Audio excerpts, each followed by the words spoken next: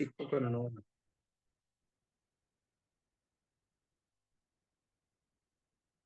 So, కాబట్టి ఇక్కడ మానవుడు నిన్నటి నుంచి కూడా వస్తుంది మనకు.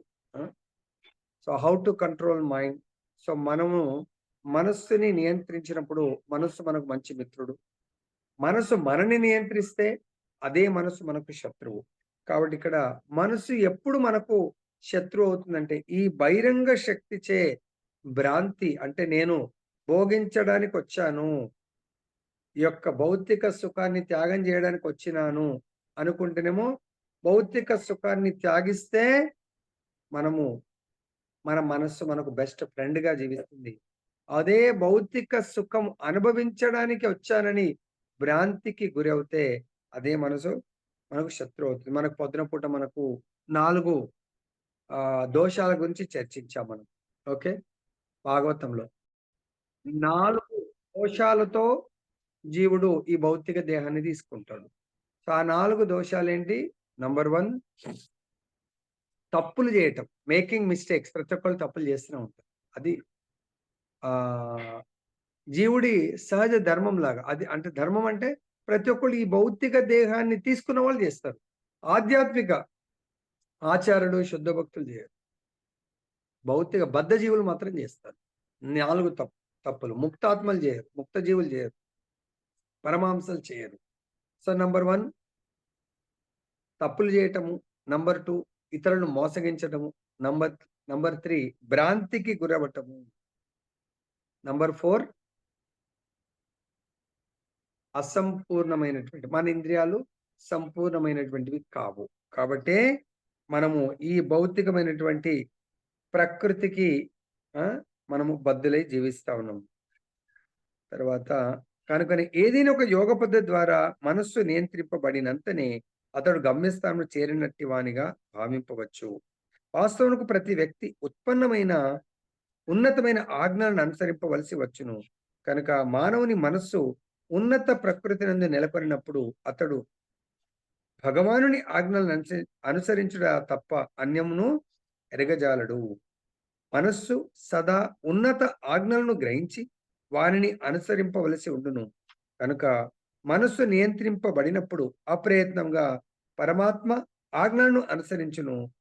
ఇట్టి ఆధ్యాత్మిక స్థితిని కృష్ణ చైతన్యవంతుడు వెంటనే పొంది ఉండుట చేత అతడు సుఖదుఖములు, శీతోష్ణములు వంటి ప్రకృతి ద్వంద్వములచే ప్రభావితులు కాకుండును. ఇట్టి స్థితియే ప్రత్యక్ష సమాధి లేక పరబ్రహ్మమునందు సంలగ్నమైన స్థితి అనబడును. సో, కాబట్టి జీవుడు ఎప్పుడు కూడా ఉన్నత ప్రకృతి యందు నెలకొనాలి. ఎందుకు అంటే జీవుడు అంటే ఆత్మ. ఈ ఆత్మ ఎప్పుడు కూడా ఉన్నత ప్రకృతి అంటే ఆధ్యాత్మిక ప్రపంచానికి సంబంధించింది ఆత్మ. దేహము భౌతిక ప్రకృతి అంటే భౌతిక ప్రపంచానికి సంబంధించింది. సో, కాబట్టి దేహము న్యూన ప్రకృతి, ఆత్మ ఉన్నత ప్రకృతి. నేను ఆత్మను కాబట్టి నా యొక్క ముఖ్యమైన ధర్మము ఉన్నత ఆజ్ఞలను పాటించాలి. లోయర్ గాదు. సపోజ్ ఒక ఎగ్జాంపుల్ ఒక ఆఫీసర్ ఉన్నాడు మా డిపార్ట్‌మెంట్‌లో అయితే సో, ఒక సబ్ డివిజనల్ ఇంజినీర్ ఉన్నాడనుకోండి. ఆయన ఒక సెక్షన్, ఒక ఏరియాకి ఇన్‌చార్జ్ ఉంటాడు. ఆయన, ఆయన కింద ఒక హైరార్కీ ఉంటుంది.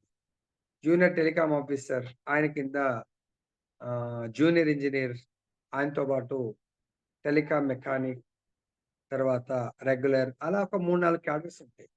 ఈ సబ్ డివిజనల్ ఇంజినీర్ అనే అతను ఆ ఏరియా ఇన్‌చార్జ్. ఎవరి ఆజ్ఞలను పాటించాలా? ఆయన కంటే పైన ఉన్నటువంటి డివిజనల్ ఇంజినీర్ యొక్క ఆజ్ఞలను పాటించాలా. ఆయన కంటే పైన ఆజ్ఞలు. So, deputy general manager. అలా ఉన్నత అధికారుల యొక్క ఆజ్ఞలను పాటిస్తూ తన యొక్క కర్తవ్యాన్ని ఆయన ఆ ఆజ్ఞలను లోయెస్ట్ క్యాడర్ వరకు తీసుకెళ్ళి ఇది మన టార్గెటు. దీన్ని ఫుల్‌ఫిల్ చేయాలి అని ఆయన తన కర్తవ్యాన్ని నిర్వర్తించాలి. సో, కాబట్టి ఇక్కడ జస్ట్ ఎగ్జాంపుల్ చెప్పాను. సో, ఇదే విధంగా మనము ఈ భౌతిక ప్రపంచంలో ఎన్నో జీవకోటి 84,00,000 జీవకోటి జీవిస్తున్నాము. దాంట్లో మానవుడు ఉన్నతమైనటువంటి పొజిషన్‌లో ఉన్నారు. 80,00,000 తర్వాత మన జన్మ వచ్చింది. మానవ జన్మ. మరి మానవ జన్మ యొక్క ఉద్దేశం ఉన్నత ప్రకృతి యొక్క ఆజ్ఞలను మనము అనుసరించాలి. కానీ అన్యము ఇంకా ఇతరుల గురించి ఆలోచించకూడదు. అర్థమైందా? అట్టి ఆధ్యాత్మిక స్థితి ఎవరైతే స్థితిని కృష్ణ చైతన్యవంతుడు ఎప్పుడైతే పొందుతాడో, మరి ఉన్నత ఆజ్ఞలను పాటిస్తున్నాడా లేదా? ఉన్నతమైన స్థానంలో ఉన్నాడా లేదా? అని ఎలా తెలుసుకోవచ్చు మనం అంటే, అటువంటి వాళ్ళు సుఖ దుఃఖాలకు లోనికారు. ఎందుకు? వాళ్ళు సుఖదుఖాలు, శీతోష్ణలకు, తర్వాత మాన అవమానాలకు గురికారు. ఎందుకు? ఇదే విధంగా ఒకసారి ఒక భక్తుడు తన గురువుగారి దగ్గరికి వెళ్లి, చాలా ఇంత మన థియరీ మనం డిస్కస్ చేస్తున్నాం. అయినా మనం వాటికి ప్రభావితులమై మళ్ళీ బాధపడతాం, ఏడుస్తాం కొన్నిసార్లు. చాలా క్లాస్‌కి గూడా రాము. ఎందుకు అంటే, అది బాధగా ఉండే మనసు బాధగా ఉండే గురూజీ అంటాం. అరే! నిన్ననే బాధని దానికి ప్రభావితులు అది అంతే గురువుగారు పరిస్థితి మీకు తెలవదు. ఆ పరిస్థితిలో ఇట్లా ఉంది అంటారు. అలానే మనలాగానే ఒక భక్తుడు ఓ గురువుగారి దగ్గరికి వెళ్లి హ్మ్. ఆయన ఆ గురువుగారిని అడుగుతారు. గురువుగారు చాలా అశాంతితో ఉన్నాను. శాంతిని పొందే సూత్రం చెప్పమంటారు. శాంతికి సూత్రం. ఇలానే ఆయన గూడా చాలా ద్వంద్వాలకు ప్రభావితులై చాలా దుఃఖంతో ఉంటాడు. సో, నేను చాలా ఆనందంగా, శాంతిగా ఉండాలనుకుంటున్నాను. దానికి సూత్రం చెప్పండి. అప్పుడు ఆ గురువుగారు ఆశ్రమం కొంచెం దూరంలో ఒక శ్మశాన వాటిక ఉంటుంది. ఆ శ్మశాన వాటికకు వెళ్ళి, ఆ శ్మశాన వాటికలో ఉన్నటువంటి సమాధుల్లో మృత కళేబరాలని చాలా ఫుల్లుగా తిట్టేసిరా అంటాడు. ఇష్టమున్నట్టుగా ఇంకా నీకు. ఓకే అని జెప్పేసి గురువుగారు జెప్పిండ్రు వెళ్తాడు. ఆ సమాధుల దగ్గరికి వెళ్లి మధ్యలో నిలబడి ఇష్టమున్నట్టుగా ఒక్కొక్కరి పేర్లు జూసుకుంటూ ఇష్టమున్నట్టుగా "నువ్వు మూర్ఖుడివి, దుర్మార్గుడివి, దుష్టుడివి, ఇలా జేసావని" ఫుల్లుగా తిట్టేసొస్తాడు. అప్పుడు గురువుగారు అడుగుతారు. సో, తిట్టామంటే, "ఆ! బ్రహ్మాండంగా గురువుగారు. మరి ఆ సమాధుల్లోంచి ఏమన్నా రెస్పాన్స్ ఒచ్చిందా?" అంటే, "ఏం రెస్పాన్స్ ఒస్తది గురువుగారు? సమాధుల మృత కళేబరాలు గదా! అవి మనకు ఏమనలేదా మిమ్మల్ని అంత తిడుతుంటే?" అసలేం స్పందన లేదు అంటాడు. సరే ఓకే. కొంసేపు కూర్చోమని, సరే మళ్ళీ వెళ్లి ఆ సమాధిలో వాళ్ళందరిని బాగా పొగిడేసిరా అంటాడు. ఓకే. గురువుగారు చెప్పి ఒకసారి మరి తిట్టమంటుండు, ఒకసారి పొగడమంటుండు. సరే అని చెప్పి వెళ్లి అప్పుడు ఒక్కొక్క పేరు చూసుకుంటూ నువ్వు చంద్రుడివి, నువ్వు ఇంద్రుడివి, నువ్వు చాలా పని చేసావు, సూర్యుడివి. సో, నువ్వు చాలా దిగ్విజేతవు. అది ఇది అన్నీ గూడా చాలా గొప్ప గొప్ప కార్యాలు చేసావు అని అంతా పొగిడేస్తా ఉంటాడు. సో, ఇప్పుడేమన్నారంటే, "ఏమీ స్పందన లేదు గురువుగారు" అంటాడు. అది సమాధి స్థితి. భౌతికంగా ఈ ఇంద్రియాల్ని లాక్ చేయాలి. భౌతిక విషయాలు నా పొగడ్తలకు గూడా స్పందించొద్దు. తిట్లకు గూడా స్పందించొద్దు. ఆ స్థితినే సమాధి స్థితి. వాళ్ళు ఎప్పుడు గూడా నదిలో ఎగ్జాంపుల్ జెప్పాను. ఈ విధంగా అంటే ఆ స్థితికి రావాలంటే దానికి ప్రాక్టీస్ ఏ ప్రాక్టీస్ జేయాలా? భగవంతుడి యొక్క నెక్స్ట్ శ్లోకం నామరూప గుణ లీలల యొక్క కథా శ్రవణ కీర్తనలు మాత్రము చేస్తూ నెక్స్ట్ శ్లోకం. మానవుడు తాను పొందినటువంటి జ్ఞాన విజ్ఞానములచే సంపూర్ణంగా సంతృప్తి చెందినప్పుడు ఆత్మానుభూతి నందు స్థిరత్వమును పొందినట్టి వాడై యోగి అనబడును. అట్టి వ్యక్తి ఆధ్యాత్మిక స్థితి యందు నెలకొని ఆత్మ నిగ్రహమును కలిగి ఉండును. అతడు ప్రతి వస్తువును గులకరాళ్ళనైనను గులకరాళ్ళనైనను లేదా బంగారమునైనను సమానముగా గాంచును. సో, ఆత్మానుభూతి పొందినటువంటి వ్యక్తి ఆయనకు రాళ్ళు, బంగారము ఒకేలాగా అనిపిస్తా ఉంటుంది. సో, వాటితో పెద్ద ఆయనకు తేడా ఏమనిపించదు. ఎందుకంటే ఆయన జ్ఞానము, విజ్ఞానం ఎప్పుడైతే జ్ఞానం వస్తుందో వైరాగ్యం ఆటోమేటిక్‌గా మనకు రావడం జరుగుతుంది. సో, దీనికి మనము చాలా సార్లు చెప్పడం జరిగింది. జ్ఞానము ఎప్పుడైతే మనం జ్ఞానాన్ని పొందుతామో అప్పుడు ఆత్మ సంతృప్తి అంటే మనకు బాహ్యంగా మనకేమైనా వచ్చిందా? రాలేదా? అనేది ప్రాఫిట్ అండ్ లాస్ లాభ నష్టాల గురించి ఆలోచించం. అదే మనము భగవంతుడి యొక్క సేవలో లేకుండా భౌతికంగా అయితే నేను ఈ పని చేస్తే నాకెంత ప్రాఫిట్ ఇస్తుంది? నేను ఈ పని చేస్తే నాకు ఎంత నష్టం జరుగుతుంది అని ఆలోచిస్తూ ప్రతి కర్మ చేయడం జరుగుతుంది. సో, ఆ విధంగా మనం ఎప్పుడైతే మనం చేసే ప్రతి కర్మ భగవత్ ప్రీత్యర్థము చేస్తున్నప్పుడు కర్మ ఫలం గురించి మనం ఆలోచించం మనం. సో, దీంట్లో గులకరాళ్ళు దీనికి ఆత్మ అనుభూతి, ఆత్మ నిగ్రహము గురించి కలిగి అంటే ఎవరైతే ఆ స్థితికి చేరుకుంటారో వాళ్ళు చాలా ఆత్మ నిగ్రహాన్ని పొందుతారు. సో, ఇది దేనివల్ల సాధ్యమవుతుంది? మనకు శ్రవణ కీర్తన నిత్య నిరంతరము భగవంతుడి యొక్క నామ, రూప, గుణ, లీలల శ్రవణం జేయాలా, కీర్తన జేయాలి. దానికి మనము ఒక ఉత్తమ భక్తుడైనటువంటి ఆచార్యుడి యొక్క లీలను చర్చిద్దాం. చాలా సార్లు చెప్పాము. అంటే గులకరాలు, బంగారం ఎలా సమానంగా తీసుకుంటారంటే, సనాతన గోస్వామి దగ్గర ఎందుకో ఒకసారి ఆహ్, ఏం స్టోన్ అది? సనాతన గోస్వామి దగ్గర ఉంటది గదా! ఉండేది. ఆ! స్పర్శమని. స్పర్శమని ఉంటదన్నమాట. ఓకే. దాని యొక్క క్వాలిటీ ఏంటంటే, అది దేన్ని టచ్ చేస్తే అది బంగారంగా మారుతుంది. సో, సనాతన గోస్వామి దాన్ని ఇవి ఎక్కడ పెడతామని జెప్పేసి, ఆయన ఒక వెయిట్ ఎప్పుడైనా పేపర్ల మీద వెయిట్ పెట్టుకోవడానికి యూజ్ చేస్తాడు. ఇంకా అవసరం లేనప్పుడు చెత్తబుట్టలో పడేస్తాడు. ఎందుకులే ఇదని జెప్పేసి. అప్పుడు ఆ ఊరిలో ఉన్నటువంటి ఒక దొంగ ఈ విషయం తెలుసుకుంటాడు. చిన్న చిన్న దొంగతనాలు చేస్తూ ఆయన జీవితాన్ని గడుపుతా ఉంటాడు. కానీ ఆ విషయం తెలుస్తుంది ఆయనకి. అరే! చిన్న చిన్న దొంగతనాలు ఎందుకు? ఆ బాబాజీ దగ్గర ఒక్కసారి ఆ యొక్క ఆ మనీని ఆ టచ్‌తోని మనం సంపాదించామంటే జీవితం అంతా ఇంకా మనం గాదు, తరతరాలు గూడా సుఖంగా జీవించొచ్చు అని జెప్పేసి పొద్దున పూట ఆయన పొద్దున బ్రహ్మముహూర్తం లేస్తాడు. అప్పుడు వెళ్లి ఆయనకు కత్తి చూయించి, "నీ దగ్గర ఏదో విలువైనటువంటి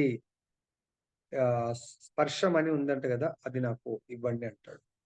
అంటాడు, "నా దగ్గర ఏం విలువైందుంది?" "లేదు లేదు నీ దగ్గర ఏదో విలువైంది ఉందంట కదా!"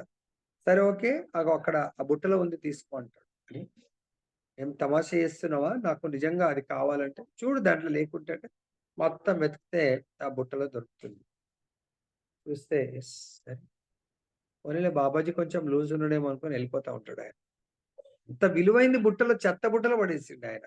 తన నామం తను చేసుకుంటూ ఉంటాడు. హరే కృష్ణ, హరే కృష్ణ, కృష్ణ కృష్ణ హరే హరే. హరే రామ రామ రామ హరే హరే. ఎందుకంటే ఆయనకు ఈ బంగారము, గులకరాలు పెద్ద డిఫరెన్స్ ఏం లేదు. ఎందుకు ఆయన చెస్ట్ చిన్న కౌపీనం ఉంటుంది. ఆయన వేసుకునేది పైన గూడా ఏముండదు. కండువా లాంటిది ఉంటదేమో తెలీదు గాని. ఏముండదు. జస్ట్ లోయర్ పార్ట్ చిన్న కౌపీనం ఇంత ఉంటుంది. మీరు షడ్ గోస్వామిని చూడొచ్చు. సనాతన్ గోస్వామి ఎలా ఉంటారనేది. రోజు ఒక చెట్టు కింద మాత్రమే జీవిస్తా ఉంటారు. వాళ్ళకి దేనితో కూడా అటాచ్‌మెంట్ ఉండదు. రెండో రోజు చెట్టు మీద గూడా ఉండదు. అటువంటి స్థితిలో ఉంటారు. సో, అతను ఆ స్పర్శమని తీసుకొని వెళ్తూ రాత్రికి నిద్రపోయేటప్పుడు ఇట్లా తల కింద పెట్టుకుంటాడు. అప్పుడు ఆలోచిస్తాడు. అరే! ఇది ఏంది ఇంత బంగారాన్ని దీన్ని టచ్ చేస్తే అది బంగారం అవుతది. అటువంటి స్పర్శమనిని బుట్టలో వేసాడేంటి? అంటే దీనికంటే విలువైంది ఆయన దగ్గర ఏమైనా ఉండి ఉండాలా? అని మళ్ళీ నెక్స్ట్ డే వస్తాడు తీసుకొని. "ఏ బాబాజీ! ఇది నువ్వు చెత్త బుట్టలో పడేసి నేను అడగంగానే అక్కడుంది తీసుకుపో అన్నావంటే దీనికంటే విలువైంది నీ దగ్గర ఏమైనా ఉండాలి. అది కావాలి నాకంటాడు. అసలుందా దీనికంటే ఉంది అంటాడు. కానీ అది నువ్వు పొందలేవు. ఆ!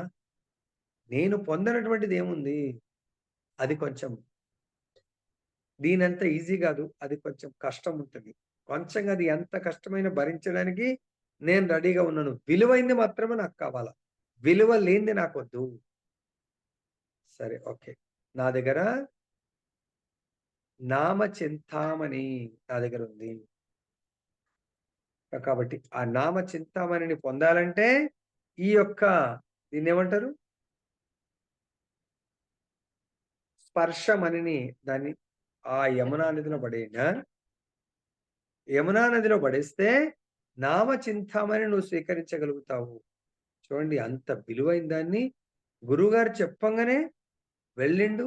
దాన్ని అందులో యమునలో పడేసి స్నానం చేసి గురువుగారి దగ్గరొచ్చి నామ చింతామణిని స్వీకరించడానికి వచ్చి కూర్చున్నాడు. అప్పుడు సనాతన గోస్వామి హరే కృష్ణ హరే కృష్ణ కృష్ణ కృష్ణ హరే హరే హరే రామ రామ రామ హరే హరే. ఎప్పుడైతే అంత గొప్ప మహాభక్తుడి దగ్గర నామమృతాన్ని స్వీకరించాడో ఒక దొంగ గొప్ప భక్తుడిగా మారిపోయాడు. కాబట్టి ఇక్కడ ఎవరైతే ఆత్మ నిగ్రహాన్ని పొందినటువంటి వాళ్లకు రాళ్ళు, బంగారము, మనులు ఇవన్నీ కూడా ఈక్వల్. వాళ్ళ పెద్ద దాంతో పట్టింపు ఉండదు. అటువంటి వాళ్ళే సమాధి స్థితిలో. చూడడానికి సమాధి అంటే ఎక్కడో పోయి అంటే ఒక పెద్ద గొయ్యి తవ్వుకొని దాంట్లో కూర్చోవడం కాదు. సమాధి స్థితి అంటే భౌతిక విషయాల పట్ల జీరో అన్నట్టు. కంప్లీట్ ఆధ్యాత్మిక చైతన్యంలో ఉండటం. నెక్స్ట్, పరతత్వమును అనుభవపూర్వకంగా గ్రహింపని పుస్తక జ్ఞానము నిష్ప్రయోజనము. అద్భుతమైన సెంటెన్స్. ఏమంటున్నాడు? పరతత్వాన్ని, భగవంతుని అనుభవపూర్వకంగా గ్రహింపని పుస్తకం. అందుగురించే ప్రభుపాదుల వారి బుక్ పేరు ఏం పెట్టారు? భగవద్గీత యాజ్ ఇట్ ఈస్ యథాతథం. ప్రభుపాదుల వారు వేరే దాంట్లో ఏదో ఇంగ్లీష్ తీసుకొని లేకపోతే ఇంకేదో తీసుకొని కాపీ కొట్టలేదు. ప్రభుపాద్ కేవలం శ్లోకాస్ తీసుకొని అనుభవపూర్వకంగా ప్రభుపాద్ స్వయం భగవంతుడి యొక్క అనుభూతి పొంది గురు కృప వల్ల రచించడం జరిగింది. అటువంటి ఉత్తమ భక్తులు రాసినటువంటి గ్రంథాలకే విలువ ఉంది. ఆ గ్రంథాలు మన జీవితాల్ని మార్చే కెపాసిటీ ఉంటుంది. నెక్స్ట్, అత శ్రీకృష్ణ నామాది నా భవేత్ గ్రాహ్యమింద్రియై సేవోన్ముఖే హి జిహ్వాదౌ స్వయమేవ స్ఫురత్యదః. భౌతికంగా కలుషితమైన ఇంద్రియముల ద్వారా ఎవరును శ్రీకృష్ణుని నామము, రూపము, గుణము, లీలల దివ్య స్వభావమును గ్రహింపజాలరు. సో చూడండి, భౌతికంగా కలుషితమైన ఇంద్రియాలు. సో కాబట్టి దయచేసి గుర్తుపెట్టుకోండి, మన ఇంద్రియాలు ఎప్పుడు కలుషితమవుతాయి? మన ఇంద్రియాలు కలుషితం ఎప్పుడైతాయి? సో సపోజ్ నది ప్రవహిస్తుంది. ఆ నది నీళ్లు మురికి ఎప్పుడు అవుతాయి? దాంట్లోంచి ఇండస్ట్రీస్ లోంచి కానీ సో అవి కలవటము, దాంట్లో వచ్చి కలుస్తున్నప్పుడు కూడా ఆ నది మురికిగా ఉండదు. ఎప్పుడైతే ఆ ప్రవాహం అనేది ఆగిపోతుందో ఆ మురికి అక్కడే చేరుతుంది. ఒకవేళ నది తన యొక్క గమ్యస్థానం సైడ్ ప్రవహిస్తూ ఉంటుందో, ప్రయాణం సాగిస్తుందో, అక్కడ మురికి ఎంత మురికి వచ్చినా అది మళ్ళీ కొట్టుకొని పోతా ఉంటుంది తప్ప మధ్యలోకి వెళ్ళదు. ఇలా వచ్చి కలిసినా అది మళ్ళీ ఆ యొక్క ప్రవాహము దాన్ని చిట్ట చివరకు అంటే నది ఒడ్డుకు దాన్ని నెట్టేస్తుంది. అలానే మనకి ఇక్కడ ఏం చెప్తున్నంటే, భౌతిక కలుషితమైన ఇంద్రియాలు, మన ఇంద్రియాలు భౌతికమైనటువంటి ఇంద్రియార్థాలు గోల్స్ పెట్టుకోకుండా అంటే మరి మన సాంగత్యం అనేది ప్రవాహం, నదీ ప్రవాహం దేంతో పోలుస్తున్నారు? ఈ నది లాంటి వాళ్ళు ఎవరు? పుణ్య నదులు లాంటి వాళ్ళు ఉత్తమ భక్తులు, భగవంతుడి యొక్క శుద్ధ భక్తులు ఆ పరమ పవిత్రమైనటువంటి నదీ ప్రవాహంతో పోలుస్తూ ఉంటారు. సో కాబట్టి ఎవరైతే అటువంటి ఉత్తమ భక్తులు గంగతో పోలుస్తూ ఉంటారు. ఎందుకంటే చూడండి, భగీరథుడి కంటే ముందు కూడా వాళ్ళ పూర్వీకులు ఆ గంగని భూమి మీదకి తీసుకురావడానికి కొరకు తపస్సు చేశారు. గంగని భూమి మీద తీసుకురావడానికి తపస్సు చేశారంట. కానీ ఆ గంగామాత వాళ్ళ కొరకు రాలేదండి. ఎందుకు? వాళ్ళు అన్ని సుఖాలను వాళ్ళు అనుభవించి అప్పుడు గంగని భూమి మీదకి రప్పించడానికి ప్రయత్నం చేశారంట. కానీ భగీరథుడు మొట్టమొదటిగా గంగని రప్పించడానికే తపస్సు చేశారంట. అప్పుడు ఫస్ట్ ప్రియారిటీ అనేది ఇంపార్టెంట్. మనం భగవంతుడికి ఇస్తున్నామా, భౌతికానికి ఇస్తున్నామా? భగవంతుడికి ఇస్తున్నామంటే మన దేహం యొక్క ప్రిఫరెన్స్ నెక్స్ట్ టైం. అంటే ఇక్కడ భగవంతుడు అన్నప్పుడు నేననే ఆత్మ మనం ఇంకా రియలైజ్ అవ్వట్లేదు. నేను ఆత్మని కాబట్టి ఈ ఆత్మకు ప్రిఫరెన్స్ ఇవ్వాలా. నాకు ప్రిఫరెన్స్ ఇచ్చుకోకుండా దేహానికి నేను ప్రిఫరెన్స్ ఇస్తే ఆ దేహం నన్ను ముంచివేస్తుంది. అర్థం చేసుకోండి ఈ విషయాన్ని. తర్వాత శ్రీకృష్ణుని నామము, రూపము, గుణము, లీలల దివ్య స్వభావం గ్రహింపజాలరు. కలుస్తారు. అందుకొచ్చే చాలా మంది అప్రిషియేట్ చేయలేరు. మన ఇంట్లోనే భార్యాభర్తలు ఉంటారు. భార్య వింటుంటుంది. భర్త వినడు. ఎందుకు? ఆయనకంత శ్రద్ధ లేదు. ఆయన యొక్క ఇంట్లోనే ఉంటాడు. కానీ టీవీ పెట్టుకుంటాడు. "నువ్వు లోపల బెడ్‌రూమ్‌లోకెళ్ళు. బెడ్‌రూమ్‌లో విను" అంటాడు. ఎందుకు? ఆయన యొక్క కర్ణములు కలుషితమై ఉన్నాయి. వీటికి ఇంట్రెస్ట్ లేదు. సపోజ్ మన కళ్ళల్లో దాన్నేమంటారు? పూతొచ్చిందంటారు గదా! సో, అప్పుడు మన కళ్ళు చక్కగా కనబడవు. మరి అది ఆపరేషన్ చేస్తే కనబడుతుంది. అదే విధంగా ఈ కర్ణముల యొక్క సర్జరీ కేవలము భగవంతుడి యొక్క కథ అమృతం ద్వారా మాత్రమే చేయగలరు. అందులకై శుద్ధ చైతన్యం గల వ్యక్తితో సాంగత్యం చేయు అదృష్టం వారికి ఉండవలెను. ఇది కాదుగా పైన. కేవలం దివ్యమైన భక్తి సేవ ద్వారా ఆధ్యాత్మికంగా పరిపూర్ణ అయినప్పుడే మానవునకు ఆ భగవానుని దివ్య నామరూప గుణ లీలలు వ్యక్తమగును. ఈ భగవంతుడి యొక్క ఈ నామరూప గుణ లీలల యొక్క ఒరిజినాలిటీ, దాని యొక్క నిజతత్వము ఎవరికి అర్థమవుతుంది? ఎవరైతే భక్తియుక్త సేవ, భగవంతుడి యొక్క దివ్యమైన భక్తియుక్త సేవలో నియుక్తమవుతారో వాళ్ళకు మాత్రమే ఆ అనుభూతి అనేది కలుగుతుంది. లేదంటే కలగదు. పరిపూర్ణుడైనప్పుడే మానవునికి ఆ భగవానుని దివ్య నామ రూప గుణ లీలలు వ్యక్తమవుతాయి. సో, దీని గురించి మనకు శ్రీపాద్ మహారాజ్ ఉన్నారు. తన యొక్క జీవితం అంతా గూడా తన గురువుగారి కొరకు అంకితం జేశారు. తన చదువు ఎవ్రీథింగ్ తన యొక్క పర్సనల్ కొరకు ఏం జూసుకో. సో, తనకు గూడా అంతిమ గడియలొచ్చాయి. లాస్ట్ ఇంకా 1 మంత్ కౌంటింగ్. లాస్ట్ డేస్ ఇంకా రెస్ట్ తీసుకుంటున్నారు ఎక్కడ వెళ్ళకుండా. లాస్ట్ డే ఇంకా రేపెళ్ళిపోతామంటే అది ప్రత్యక్ష సాక్షి. మన ఇంకో మహారాజు గారున్నారు. ఇప్పుడు ప్రజాపతి మహారాజ్‌తో పాటు బ్రజేంద్ర మహారాజ్ వస్తా ఉంటారు. ఆ మహారాజ్ గురువుగారు పైన పడుకుంటే కింద పడుకున్నారంట. అప్పుడు రాత్రి 11 గంటలకు లేపి, "ఏయ్ బ్రజేంద్ర" సో, దాన్నేమంటారు డాగ్‌లాగా పడుకున్నావేంటి ఈ టైంలా అని జెప్పేసి. ఎందుకు? మహారాజు గారు అనుకుంటాడు బ్రహ్మముహూర్తం అయింది అనుకుంటాడు. సో, కానీ అప్పుడు 11 అయింది. అప్పుడు అష్టయామ్ లీల భగవంతుడు 8 యామములు అంటే మన గద అవర్స్, క్వార్టర్స్ లాగా అట్లా 24/8 అంటే 3 అవర్స్‌కొక యామం. ఆ యామ కీర్తన అంటారు. ఆ యొక్క లీలలు జరుగుతా ఉంటాయి.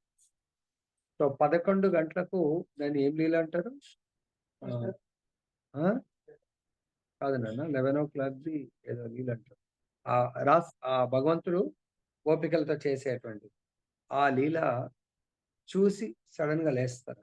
ఎవరు? శ్రీపాద మహారాజ్. లేసప్పుడు ఆయన సమాధి స్థితిలో ఉంటారు. సమాధి స్థితిలో ఉండి మాట్లాడుతా ఉన్నారంట. ఇక్కడ భూలోకంలో ఇక్కడ ఉన్నా అనేది మర్చిపోయి, సో, తన శిష్యుడు కూడా తనతో పాటే ఉన్నాడనుకోని, మనం గూడా అప్పుడప్పుడు ఏదైనా సినిమా జూసొస్తే, ఈ సినిమాలో దాని యొక్క చర్చ జరుగుతా ఉంటది. ఈ ఫైట్ ఇలా ఉండే, ఈ సాంగ్ ఇలా ఉండే అది ఇదని. భగవంతుడు తన శిష్యుడితో అంటాడు, "ఈరోజు రాధాకృష్ణుల యొక్క లీలలో రాధారాణి ఏ డ్రెస్ ఏసుకుంది తెలుసా నీకు? రాధారాణి ఫలానా కలర్ డ్రెస్ వేసుకుంది. ఆ డ్రెస్ యొక్క బార్డర్ ఈ విధంగా ఉంది" అని వర్ణిస్తూ తర్వాత మళ్ళీ ఆయన గురువుగారు మన భౌతిక ఈ ప్రపంచం చైతన్యంలోకొచ్చి, "అరె! నేనెక్కడ ఉన్నాను" అని చెప్పి చూస్తే శిష్యుడి దగ్గర ఉన్నాడు. గోలోకంలో లేడు. అంటే భగవంతుడి యొక్క శుద్ధ చైతన్యంలో అటువంటి సమాధి స్థితిలోకి వెళ్ళగలరు. ఎవరు? ఎవరైతే నిత్య నిరంతరము భగవంతుడి యొక్క దివ్యమైన భక్తియుక్త సేవలో నియుక్తమవుతారో వాళ్ళు. ఆ సేవ ఆధ్యాత్మికంగా పరిపూర్ణమైనప్పుడు మానవుడికి అంటే అలా పరిపూర్ణమైనటువంటి జీవుడికి మాత్రమే భగవంతుడు తన లీలలను స్వయం ప్రకటితం చేస్తాడు. నెక్స్ట్ కృష్ణ చైతన్య శాస్త్రమే భగవద్గీత.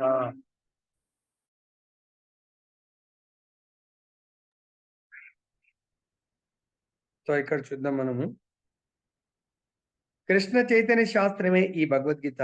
లౌకిక పాండిత్యం ద్వారా ఎవ్వరును కృష్ణ చైతన్యవంతులు కాజాలరు. సో, లౌకిక పాండిత్యం అంటే మనకు ఒక్కొక్కరు ఒక single PhD, double PhD, triple పీహెచ్‌డీలు కూడా చేస్తారు. అటువంటి భౌతిక శాస్త్ర జ్ఞానం ద్వారా వాళ్ళు కృష్ణ చైతన్యవంతులు కాలేరు. కేవలం ఆధ్యాత్మిక జ్ఞానం ద్వారా మాత్రమే కృష్ణ చైతన్యం కాగలరు. ఆధ్యాత్మిక శాస్త్రం అంటే భగవద్గీత. అందులకై శుద్ధ చైతన్యం గల వ్యక్తితో సాంగత్యము చేయు అదృష్టం వారికి ఉండవలెను. శుద్ధ చైతన్యము ఎవరైతే కంప్లీట్‌గా భగవంతుడి యొక్క చైతన్యంలో, కృష్ణ చైతన్యంలో ఉంటారో వాళ్ళ యొక్క సాంగత్యం. అందు గురించే మనకు నిన్న గూడా వచ్చింది. భగవంతుడి యొక్క శుద్ధ ప్రేమను, భగవద్ దర్శనాన్ని, భగవంతుని పొందాలంటే కేవలము మొట్టమొదటి స్టెప్ ఏంటి? భగవత్ ప్రేమని పొందే దాంట్లో శ్రద్ధ. శ్రద్ధ ఉండాల మనకు. ఆ శ్రద్ధ ఎంత స్ట్రాంగ్ ఉండాలంటే అది సో మనని ఏ ఫెయిత్ ఇంకా ఎటువంటి కఠినమైన ఇన్‌స్ట్రక్షన్స్ గానీ, కఠినమైన పరిస్థితి గూడా మనని ఆ శ్రద్ధ నుంచి మళ్ళించకూడదు. దేని పట్ల శ్రద్ధ ఉండాలా? సాధు సాంగత్యము. సాధువుల పట్ల ఎంతో విశ్వాసం ఉండాల. అటువంటి సాధువుల యొక్క కృపతోనే నాకు భగవద్ దర్శనం దొరుకుతుంది.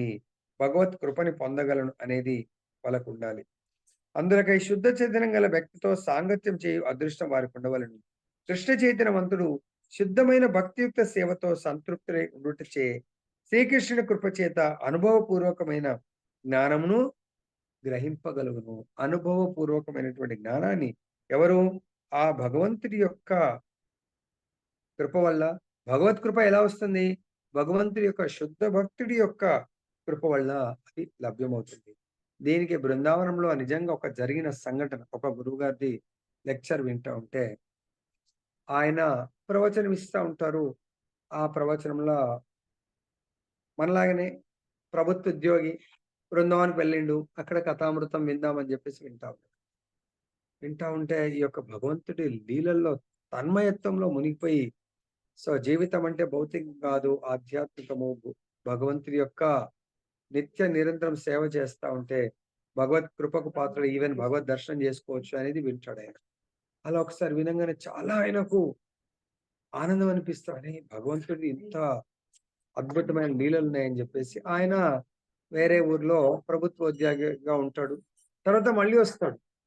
మళ్ళీ అలా 2, 3 సార్లొచ్చిన తర్వాత ఆయనకింకా కంప్లీట్‌గా ఖచ్చితంగా నేను భగవంతుడిని దర్శించుకోవాలి అని అనిపించేసి ఆ లీలల్లో మునిగిపోయి అంటే భగవంతుని యొక్క నామరూప గుణ లీలల్ని ఎవరైతే శ్రవణ కీర్తన చేస్తారో ఖచ్చితంగా వాళ్ళు ఆత్మ నిగ్రహానికి స్థితికెళ్ళి తర్వాత వాళ్ళు భగవద్ దర్శనం చేసుకోవచ్చంటే ఆ లెక్చర్స్ విని ఆ గురువుగారిని ఇంకా ఆయనకు ఈ దేహాన్ని పోషించుకోవాలనేది కూడా కోరిక పోతుంది. ఆయన యొక్క భాగవత సప్తాహ చెప్తుంటే 1, 2, 3 రోజులు ఏం తినాలనిపిస్తలేదంట ఆయన. మూడవ రోజు అక్కడ వాళ్ళు చూస్తా ఉన్నారు. చాలా భక్తి చిక్కిపోయాడు. ఎందుకు తినట్లేదంటే ఆయనకి ఏడుస్తా ఉన్నాడంట. కొంచెం నాకు భగవద్ దర్శనం కావాలా అని మెల్లంగా ఆ గురువుగారు ఎమ్మడ పోయి గురువుగారు ఆ రూమ్‌లోకెళ్ళబోతుంటే గురువుగారిని పిలిచి గురువుగారు నేను మీతో పర్సనల్‌గా మాట్లాడాలనుకుంటున్నాను. సరే రా అంటాడు. అప్పుడు వేరే వాళ్ళు లేదు లేదు గురువుగారు ఈయనని మీరు పర్సనల్‌గా కలవకండి. తినట్లేదు, చేయట్లేదు, పిచ్చి పిచ్చిగా చేస్తా ఉన్నాడు. అప్పుడు గురువుగారు అంటారు, "ఎందుకు తినట్లేదు" అంటే, "లేదు గురువుగారు, నాకు మీ పైన విశ్వాసం ఉంది. నాకు భగవద్ దర్శనాన్ని ఇప్పించండి. భగవంతుడి దర్శనం చేసుకో గదా! ఎవరొద్దు." "లేదు, లేదు, లేదు. నాకు ఆ విగ్రహాలు నాతో మాట్లాడట్లేదు. నా కన్నీటిని తుడ్చట్లేదు. నా బాధని అర్థం చేసుకోవట్లేదు. విగ్రహాలు నన్ను ఆహ్, తన యొక్క కౌగిట్లో నన్ను పెట్టుకోవట్లేదు. తన ఒడిలో నాతో రెసిప్రొకేట్ అవ్వట్లేదు. నాతో రెసిప్రొకేట్ అయ్యేటువంటి స్వయం భగవంతుడి దర్శనం కావాలి నాకు" అంటాడన్నమాట. ఆ గురువుగారు అంటాడు, "నాకే ఆ కెపాసిటీ ఉంటే నీకు ఇప్పించేవాడిని గాని నా దగ్గర ఆ కెపాసిటీ లేదు. కానీ నువ్వు మొండి చేయకు. భోజనం చెయ్యి" అంటాడు. "లేదు లేదు నాకు తినాలనిపిస్తలేదు. నేను తినలేను గురువుగారు." సో, ఆయన చాలా ఫోర్స్ చేస్తే, "సరే మీ ప్లేట్‌లోంచి కొంచెం ఇవ్వండి" అంటాడు. సరే అది తినేసి ఇంక ఆయన ఎళ్ళిపోతాడు. వెళ్ళిపోయి మళ్ళా వాళ్ళ ఊరికెళ్ళి మొత్తం జాబ్ రిజైన్ చేసేసి మళ్ళీ గురువుగారి దగ్గరకొస్తాడు. మళ్ళీ కథామృతం వింటాడు. మళ్ళీ ఆ రోజు కథామృతంలో ఏడుస్తా ఉంటాడు. అలా 1, 2 రోజులు, 3 రోజులయింది. మూడో రోజు మళ్ళీ గురువుగారి దగ్గరకొస్తారు. గురువుగారు ఇంకా నాకు అప్పుడు చాలా బక్కచిక్కిపోతాడు. నాకు జీవించాలని లేదు. నేను జీవించకుంటే ఎట్లా అంటే, లేదు నాకు మీరు ఖచ్చితంగా భగవద్ దర్శనం ఇప్పించండి నాకు అని జెప్పేసి అంటాడు. నేను ఎలా ఇప్పించగలను? నేను నువ్వైతే భగవంతుని నమ్మి భగవంతుని యొక్క నామం చేస్తా ఉండు అంటాడు. సో, అలా గురువుగారు భగవంతుని నామం చేయమంటా ఉంటే, సో, ఆయన ఇంకా కథామృతం వింటుండు, భగవన్నామం చేస్తుండు గానీ, అక్కడ ఏమీ భోజనం చేయట్లేదు. సో, ఒకరోజు అనుకోకుండా అలానే ఆ టెంపుల్‌లో భగవన్నామం చేస్తా ఉండి గురువుగారికి అప్పజెప్పి వెళ్ళిపోయినాడు. సో, అప్పుడు అక్కడ ఉన్నట్టుండి ఆహ్, గురువుగారు వెళ్ళిపోయిన తర్వాత ఈయన కూడా తొందరగా వెళ్ళిపోయి డోర్ కొడితే గురువుగారి శిష్యుడు ఉంటాడు. గురువుగారు ఒక్కడే ఉంటాడు సార్. ఉంటే డోర్ తీస్తారు. గురువుగారు మీ రూమ్‌లోకి నేనెవరైతే రూపము కావాలనుకున్నానో ఎక్కడికో వచ్చేసిండు గురువుగారు అని చెప్పేసి. ఎక్కడున్నాడు అంటే, ఇగో ఇక్కడే ఉన్నారు నన్ను పిలుస్తున్నారు అని చెప్పేసి. రోమాంచితమైతా. ఆ గురువుగారు షాక్ అవుతున్నారు. ఎక్కడ నాకేం కనబడతలేదంటే, ఇగో నన్ను ఆలింగనం చేసుకుంటున్నారు గురువుగారు అని చెప్పేసి, ఆ గోడని ఆలింగనం చేసుకొని గట్టిగా అరిసి ఆయన ఆ అశ్రుధారలతో కింద పడిపోతాడు. సో, కింద పడిపోయి ఇంకా అన్‌కాన్షియస్‌లోకెళ్ళిపోతారు. అప్పుడు మళ్ళీ తన కమండలంలోంచి నీళ్లు తీసి ఇలా చల్లితే, ఆహా! గురువుగారు నా జన్మ ధన్యమైపోయింది. ఇంకా నాకేమీ అవసరం లేదు. సరే ఇంటికెళ్ళిపోండి. ఇంటికెళ్ళిక్కడిది గురువుగారు నేను జాబ్ రిజైన్ చేశాను. ఫ్యామిలీకి మా నాన్నకి చెప్పాను, అందరికి చెప్పాను. పెళ్లి గూడా కాలేదు. ఇంక నేను హిమాలయాస్‌కెళ్ళిపోతాను. హిమాలయాస్‌లో ఏం చేస్తామండి ఎవ్వరు లేని దగ్గరికి వెళ్ళిపోయి నేను తపస్సు చేసుకోవాలనుకుంటున్నాను ఆ భగవంతుడి గురించి. మరి ఎట్లా కొంచెం నాకు డబ్బులొద్దు. ఇంకేమీ అవసరం లేదు. భగవత్ సాక్షాత్కారం. భగవంతుడి యొక్క దర్శనం దొరికింది నాకు అని జెప్పేసి చెప్పడం. అంటే గురువు పట్ల గురువుగారు చెప్పినటువంటి కథామృతం పట్ల అంత విశ్వాసం ఇది జరిగిన సంఘటన నేను చెప్తున్నాను. దయచేసి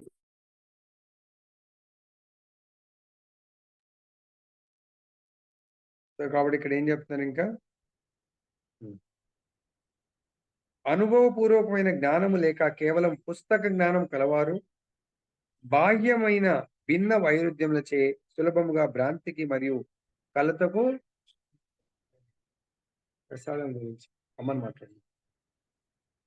బాహ్యమన్న భిన్న వైరుధ్యములచే సులభంగా భ్రాంతికి మరియు కలతకు గురగుదురు. సో, కాబట్టి దయచేసి ఎవరికైతే ప్రామాణికమైనటువంటి ఆధ్యాత్మిక ఆచారులు ఇచ్చినటువంటి ఆ జ్ఞానము కేవలం మనం కూడా చాలా సార్లు ఎందుకు శ్రవణం చేయాలా? నేనే చదువుకుంటే సరిపోతది గదా! అనుకుంటారు. పుస్తక జ్ఞానము, అనుభవపూర్వకమైన జ్ఞానము లేక కేవలం పుస్తక జ్ఞానము కలవారు. పుస్తకాలు చాలా మంది చదువుకుంటారు. కలవారు బాహ్యమైన భిన్న వైరుధ్యములచే సులభంగా భ్రాంతికి గురవుతారు. ఎందుకంటే అక్కడ గురువు యొక్క కృప అనేది ఇమిడి ఉండదు. ఏదో పుస్తక జ్ఞానం చదువుకుంటా ఉంటే మనం భ్రాంతికి గురవుతాం అంటున్నారు. ఆత్మ జ్ఞానము కలవాడే శ్రీకృష్ణుని సంపూర్ణంగా శరణు పొంది ఉన్నందున నిజంగా ఆత్మ నిగ్రహమును కలిగి ఉన్న వాడగును. లౌకిక పాండిత్యంతో ఎట్టి సంబంధము లేని వాడవుట చేత అతడు ఆధ్యాత్మిక స్థితి అందు నెలకొనుండును. లౌకిక పాండిత్యము మరియు మనోకల్పనలు ఇతరులకు బంగారం వంటివైనను అతనికి మాత్రం గులకరాళ్ళు లేదా రాళ్లతో సమానమై ఉండును. సో శుద్ధ భక్తుడికి ఈ యొక్క భౌతిక సంపదల పట్ల ఆకర్షణ ఉండదు. కేవలం భగవంతుడి యొక్క దివ్యమంగళ దర్శనం పట్ల ఆకర్షణ ఉంటుంది. ఇది మనందరికీ కూడా ధ్రువ మహారాజ్ యొక్క చరిత్ర కూడా తెలుసు. ధ్రువుడు తపస్య దేని గురించి చేస్తాడు? తన యొక్క తండ్రి రాజ్యము, తండ్రి ప్రేమను పొందడానికి. కానీ ఎప్పుడైతే నిజమైన 6 నెలలు కఠోర తపస్సు తర్వాత నిజమైన తండ్రి అయినటువంటి ఆ దేవదేవుడి యొక్క దివ్య మంగళ దర్శనం దొరికిన తర్వాత అప్పుడు భగవంతుడు కోరుకో అంటే, ప్రభువు నేను పగిలిపోయిన అద్దపు ముక్కల గురించి నేను ఇంత కఠోరమైన తపస్సు చేశాను. నాకు దివ్యమైనటువంటి ఆ! డైమండ్స్ రూపంలో మీరే నాకు దొరికిన తర్వాత ఇంకా నాకేం కోరికలు లేవు ప్రభు. నాకేం కోరికలు లేవు అని చెప్పేసి అంటాడు. అయినా గూడా అంటే ఆయన అప్పుడు ఆ బంగారము, ఆస్తులు, నా ధనం, నా జనం, నా సుందరికి ఏవి గూడా కోరికలన్నీ గూడా పరిసమాప్తమైపోయాయి. భగవంతుడి యొక్క దివ్య మంగళ దర్శనం. మనం గూడా అందుగురించే భగవద్ దర్శనానికి వెళ్తున్నాం మనం. చార్ధామ్ రేపు మన యాత్ర చూడండి. యాత్ర రేపెళ్తున్నాం. ఈరోజు ఎటువంటి టాపిక్ వచ్చింది మనకు. కాబట్టి ప్రతి ఒక్కరు గూడా దయచేసి ఈ రోజు నుంచే సమాధి స్థితి కేవలము భగవంతుడి యొక్క ధ్యానము, భగవంతుడి యొక్క నామరూప గుణ లీలల కీర్తన భౌతికంగా ఏం జరుగుతుంది అనేది కూడా మర్చిపోవాలంట. మనకు దాంతో పెద్ద పట్టింపులు ఉండకూడదు. ఏం ప్రసాదం తీసుకుంటున్నామా? ఎక్కడ ఉంటున్నామా? ఏంటి? కేవలం దానికంత టైం కేటాయించకండి. సో, మనం రేపు ట్రైన్ ఎక్కినప్పటి నుంచి ప్రతి ఒక్కరూ భగవంతుడి యొక్క నామ జపం చేయండి. 64 టార్గెట్. రాత్రికి ఆ సేవ ఎవరైనా చేస్తారేమో చూస్తాం. రోజు సాధన చార్ట్ ఉంటుంది. రాత్రికి రిపోర్ట్ చేయాలా? ప్రతి ఒక్కరు కూడా 64కు తక్కువ చేయకూడదు. 64 మీ గ్రూప్ లీడర్ అందరికీ గ్రూప్స్ చేశాము. గ్రూప్ లీడర్ ఓవరాల్ ఈ సాధన చార్ట్‌కి ఒక గ్రూప్ లీడరు ఎవరైనా పెడదాం ఇప్పుడు అయిపోయిన తర్వాత. వాళ్ళకి రిపోర్ట్ చేయండి. వాళ్ళు మన గ్రూప్‌లో పెట్టేస్తారు. అంటే మనము సమాధి స్థితి అంటే భగవంతుడి యొక్క చైతన్య స్థితిని సమాధి స్థితి అంటే భౌతికంగా అచేతనము, ఆధ్యాత్మిక సంపూర్ణ చేతనము. అంటే మనం కూడా హాస్పిటల్ ఏదైనా ఆరోగ్యరీత్యా ప్రాబ్లమ్ వస్తే అన్‌కాన్షియస్ అంటారు. అంటే భౌతికంగా మనం ఎవరిని గుర్తుపట్టము, మాట్లాడే స్థితి కంప్లీట్‌గా మనకు చైతన్యమే ఉండదు. కానీ లోపల శ్వాస ఆడుతా ఉంటుంది. అదే విధంగా రేపటి నుంచి మనం ఇక్కడ ఉన్నోళ్ళు కూడా చేయండి. వద్దనట్లేదు. రేపటి నుంచి అట్‌లీస్ట్ మనం తపో భూమికెళ్తున్నాం. మొత్తం ఇంకా హరిద్వార్ అంటే హరి యొక్క ద్వారం. అక్కడి నుంచి నిజధామమైనటువంటి భగవంతుడి యొక్క వైకుంఠ ధామానికి వెళ్తున్నాం. వైకుంఠ ధామం వెళ్ళేప్పుడు మరి ప్రాపర్ చైతన్యం సమాధి స్థితిలో లేకుంటే అక్కడ వెళ్ళినా గూడా ఆ రాళ్ళు, రప్పల్ని చూస్తాం తప్ప నిజంగా ఆ యొక్క భగవంతుడి యొక్క వైకుంఠ ఆ వైభవాన్ని మనం చూడలేము. దాన్ని గ్లోరిఫై చేయలేము. కాబట్టి రేపటి నుంచి మీరు భగవద్గీత, ఉప ఉపదేశామృతము, మన కీర్తన బుక్కు సో, భగవద్గీత ఒకరిద్దరు ఎవరైనా తీసుకురండి. ఒకరు భాగవతం కాపీ తీసుకోండి. అక్కడ రోజు భగవద్గీత, భాగవతం ఇంకా డిఫరెంట్ డిఫరెంట్ కథామృతాలు, లీలలు మనం చర్చిద్దాం. సో, కాబట్టి ప్రతి ఒక్కరు గూడా ఈరోజు ఆ లీల విన్న తర్వాత ధ్రువ మహారాజ్ కోరికలు ఎగిరిపోయాయి. సో, ఇంకెన్నో లీలలున్నాయి. సమయం లేదు కాబట్టి ఇంతటితో నేను ముగిస్తున్నాను. సమాధి స్థితి అంటే అర్థమైందనుకుంటున్నాను. సమాధి స్థితి లక్షణాలు భౌతికంగా కంప్లీట్‌గా దొరికిందా? లేదా? సో, దేనితో గూడా ఆయనకు బాధరబంది ఎందుకు పట్టింపుని ఓకే. ఇంతటితో ముగిద్దాం. జై బోలో గ్రంథరాజ్ శ్రీమద్ భగవద్గీత की जय। श्री राधा रमन लाल की जय। जगन्नाथ बलदेव सुभद्रा माई की जय। गौर निताय भगवान